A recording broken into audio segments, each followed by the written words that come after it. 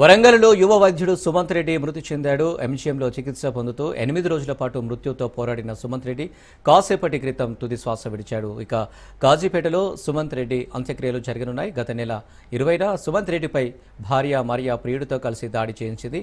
దాడికి సహకరించిన AR head constable Raj Kumar సహా మరియా శ్యాముల్ను పోలీసులు అదుపులోకి తీసుకుని విచారిస్తున్నారు.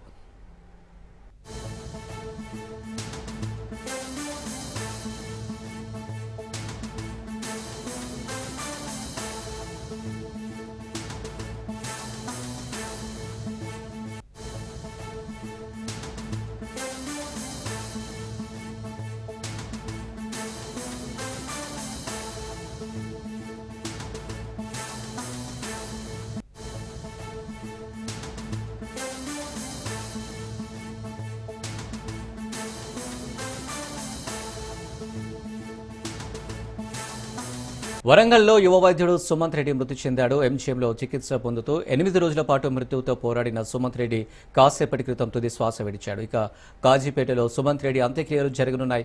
గత నెల 20న సుమంత్ రెడ్డిపై భార్య మరియా ప్రియుడితో కలిసి దాడి చేయించింది.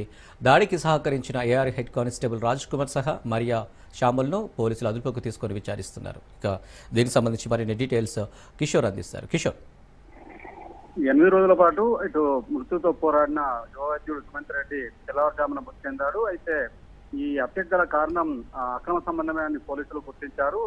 ఈ కేసుకు సంబంధించి సుమంత్ రెడ్డి భార్య మరియాతో పాటు అతని ప్రియుడు సామ్యూల్, అలాగే ఈ హత్యకు పాకం రచించిన AR head constable Raj Kumar ను ఇప్పటికే పోలీసులు అరెస్ట్ చేశారు. అరెస్ట్ చేసి వాళ్ళని రిమాండ్ కూడా తరలించారు. అయితే గత నెల 20న